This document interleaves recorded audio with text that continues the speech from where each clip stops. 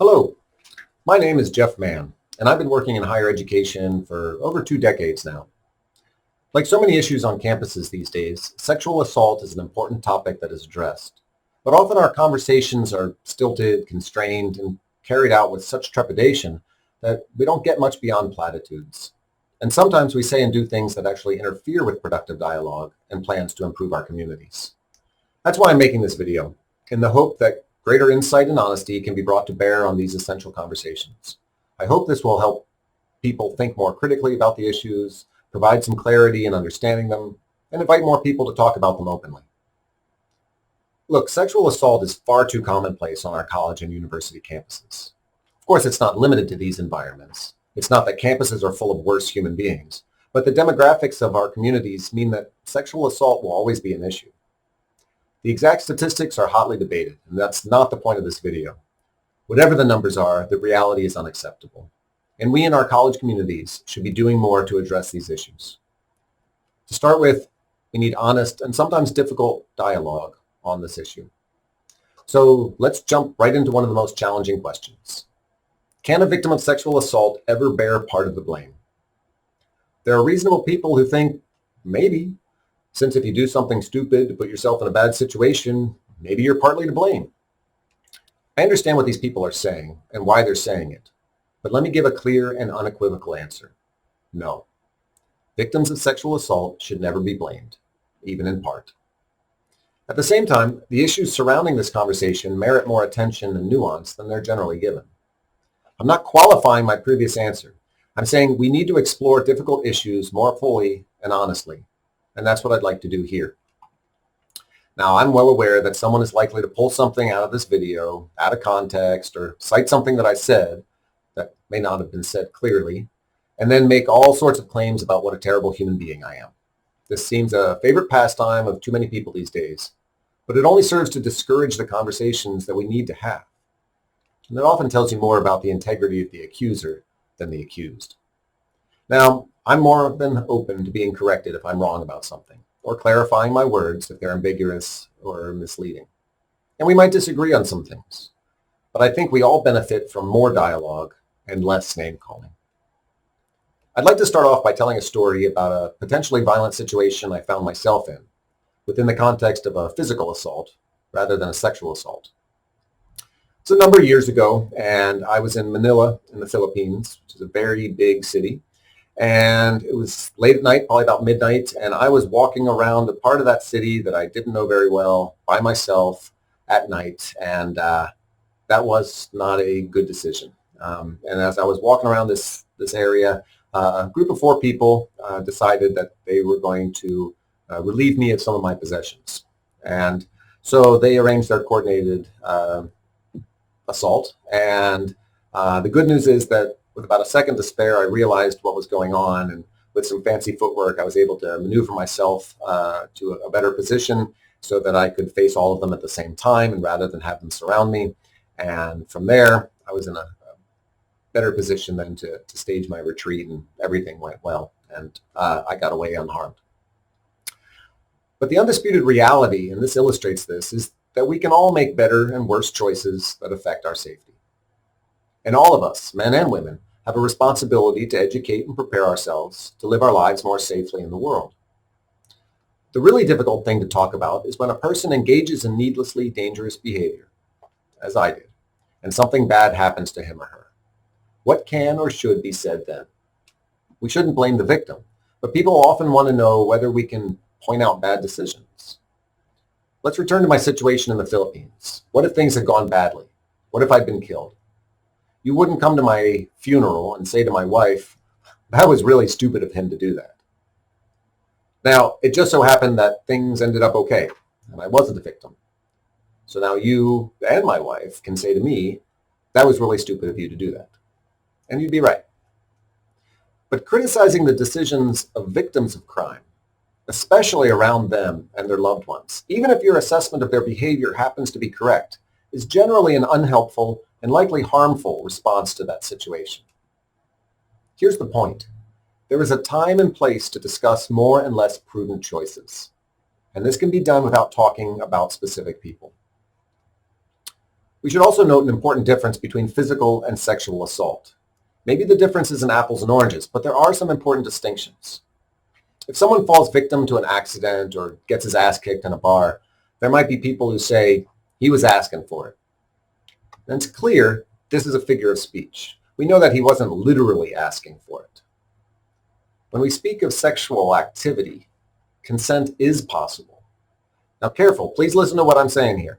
Generally speaking, people do, at times, consent to sexual activity. They don't consent to being robbed or beaten.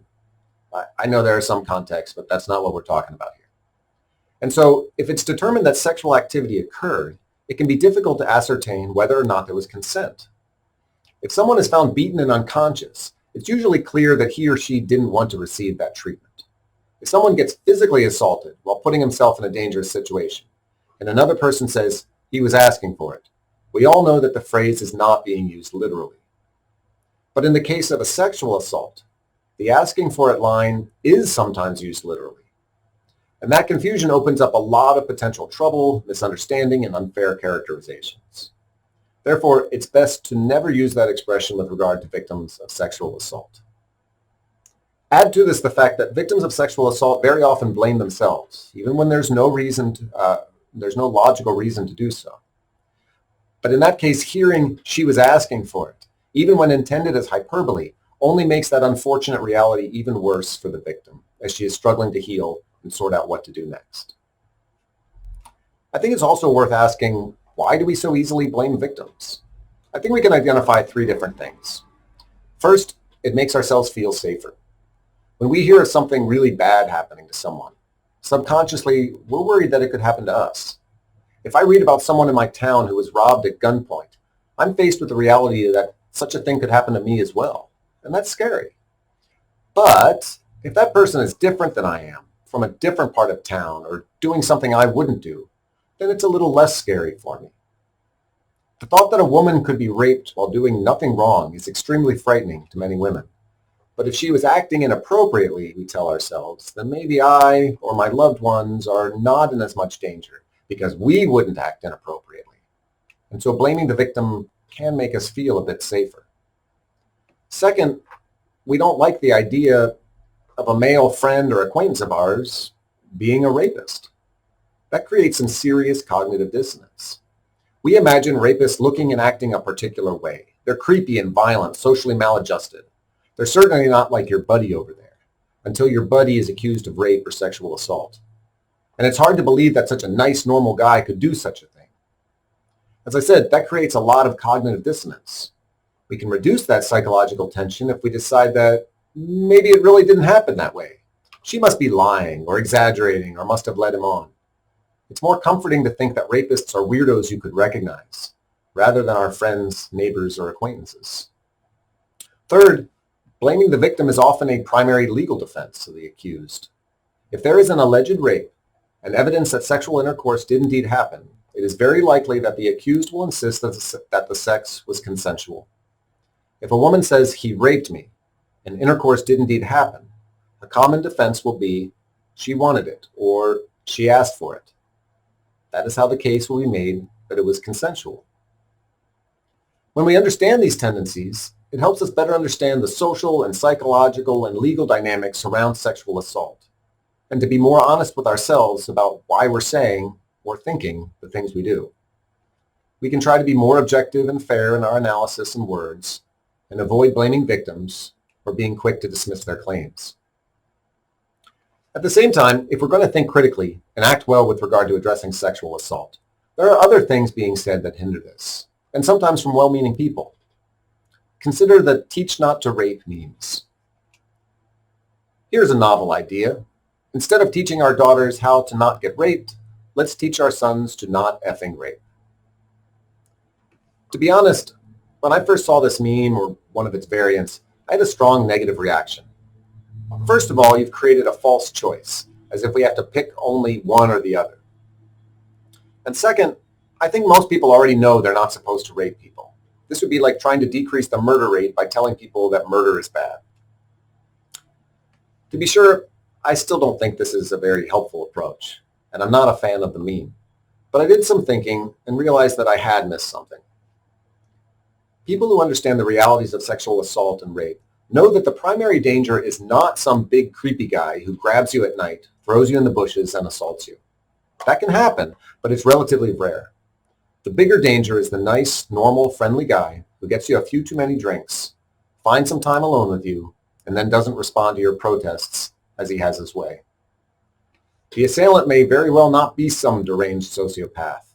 He might be a bit intoxicated, might be thinking about the smile she gave him earlier, or her willingness to walk home with him.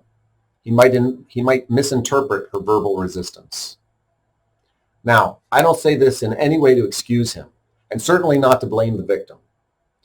But rather, it's really important for us to understand the social and psychological dynamics that can lead to sexual assault if we're going to address it effectively. And that means understanding the thinking of the guy who ends up committing sexual assault. Many young men would never think they could ever commit rape, yet find themselves having done something in the heat of the moment that they would never have condoned. It's not blaming the victim or excusing the assailant to identify the circumstances that lead to sexual assault, including the mindset of the one committing the assault. And so, does it make sense at one level to teach our sons not to rape? Yeah. I have 2 sons. I should teach them things like never have sex with someone who is at all intoxicated. Someone smiling when she says no is not playing a game, but may be confused about how to tell you to stop while still being friendly. People freeze in frightening situations, so don't interpret a lack of resistance for consent. And of course, communicate. In a manner of speaking, this would be teaching my sons how not to commit sexual assault. At the same time, again, we need to make sure we're not conveying some false either or. Consider this meme. Here's a thought. Instead of teaching women not to dress provocatively, be passive, to take up less space, don't be dominant, watch where you walk, watch when you walk, don't lead men on, don't walk alone, don't drink too much, don't invite attention, don't sleep with too many people, be careful who you talk to, carry pepper spray, take self-defense classes, never walk home alone, carry a rape whistle, don't wear your hair in a ponytail, it's easier for an attacker to grab, don't walk through the shortcut, carry your keys between your fingers, don't leave your open drink anywhere, don't go into public bathrooms alone, don't do drugs, get a guard dog, don't let strangers into your home, don't go out at night, carry a mobile phone with you always, teach men not to rape. Now, I understand that our only response to problems of sexual assault in a community cannot simply be greater levels of personal safety for women. But that doesn't mean that there's anything wrong with them.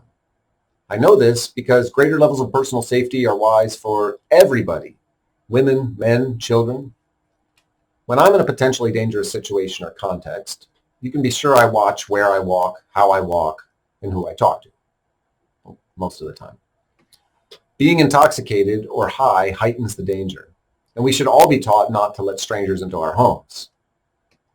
By the way, I do want to point out that that whole keys between your fingers thing is not a good idea. Don't do that. Pepper spray is a much better option. The big problem here is that while we can sympathize with girls and women who are tired of feeling like they are forced to curtail their lives to be safe from sexual assault, we also want to encourage all people to make prudent decisions regarding their safety. Again, we should not simply place all the onus for safety on women and then wash our hands of the issue. I cannot in good conscience just say to women, make sure you're being extra safe, without also figuring out what I can do to improve the safety of my community. But giving all people good advice on personal safety is important, alongside other measures to improve the safety of our community members, be that volunteering to walk someone home, speaking out against callous and hurtful remarks, modeling virtuous masculinity, and so on. Unfortunately, we've treated too much of this as a political game, where giving reasonable advice to young women can lead to public shaming. Some of you may remember in 2016, a female college freshman asked presidential candidate John Kasich what he would do, quote, do in office as president to help me feel safer and more secure regarding sexual violence, harassment, and rape. Kasich talked about empowering victims by ensuring access to confidential reporting and rape kits. He said, you ought to absolutely know that if something happens to you along the lines of sexual harassment or whatever, you have a place to go where there is a confidential reporting, where there is an ability for you to access a rape kit, where that is kept confidential, but where it gives you the opportunity to be able to pursue justice after you've had some time to reflect on it all. He talked about college students in his state of Ohio. Our co-eds, which is old people talk for female students, our co-eds know exactly what the rules are, what the opportunities are, and what the confidential policies are, so that you are not vulnerable, at risk, and can be preyed upon. He said, I have two 16-year-old daughters, and I don't even like to think about it. The young woman replied, it's sad, but it's something that I have to think about. And then Kasich did the unthinkable. He said, well, I'd also give you one piece of advice.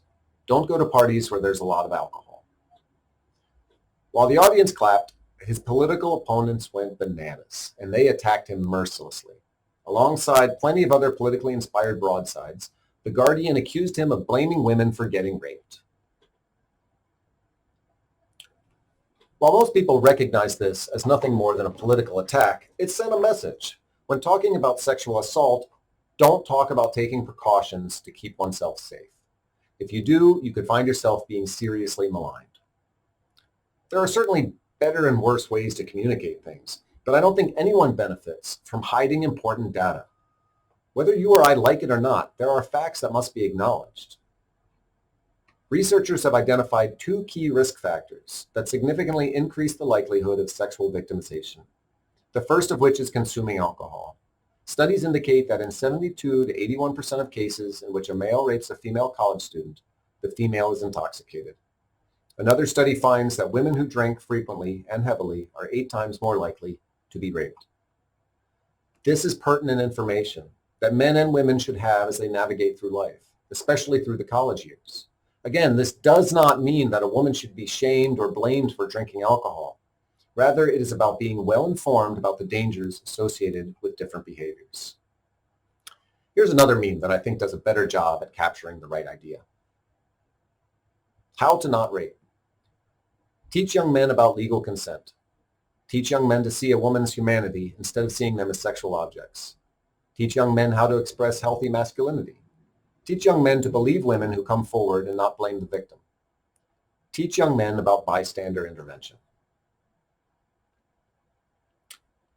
While I like this better, despite the weird picture of the angry guy in skinny jeans, it does contain a rule that I find problematic. Rule number 4. The other rules, good stuff, but rule number 4 concerns me. Believe women who come forward. Years ago, I was attending a safety workshop where we were going through some scenario training. And in one scenario, I was leading a group of college students on an international trip. One morning, a female student with a history of mental illness approaches me and claims that one of the male students on the trip sexually assaulted her. The male student denies it. What should you do? Admittedly, that's a really difficult situation to be put in, especially in another country. So after discussing it for a while, I was told that one of the things I should do was tell the young woman, I believe you. That seemed problematic to me, and it still does. However, that is a common line people are being handed these days. The problem, and I pointed this out, is that I don't know what actually happened at that point. I don't believe her, and I don't disbelieve her. I simply don't know. Furthermore, if I tell my female student that I believe her, that communicates that I believe my male student is lying. When I brought this up, I was scolded for my backward thinking, and it was suggested that I'm the type of guy who blames women for wearing revealing clothes if they get raped. I'm still not sure how that follows. In any case, Mama didn't raise no wimp, and so I let the people there know exactly what I thought of that vicious and unfair characterization. But the point here is telling people to say that they believe something when they don't have enough information isn't honest. It's also not sustainable across multiple situations, as we constantly see when our politicians are accused of sexual misconduct. If they're of the other party, we believe the accuser right away. If they're from our party, then we want to wait and see. So, should we treat every accusation with the utmost seriousness and treat the accuser with all appropriate respect and courtesy? Absolutely. But we need to stop saying that all accusers should be believed. It's not an honest or credible position. It turns off people who think critically about the issue rather than getting them on board. Sexual assault and rape have been around as long and longer than there have been human beings.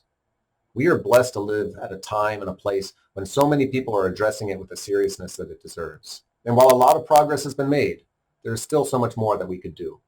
And the battle is never won. This will always be with us. As we struggle to make our communities safer, we need critical dialogue. We need to welcome more people to the discussion and the work that needs to be undertaken. We can't afford to alienate people, malign people, or silence them. There are so many folks out there who want to help, but may stay away when they're afraid of saying or doing the wrong thing. Conversations like these are difficult, and we'll get things wrong sometimes, but they are a necessary step towards safer campuses and indeed a safer world. Thank you.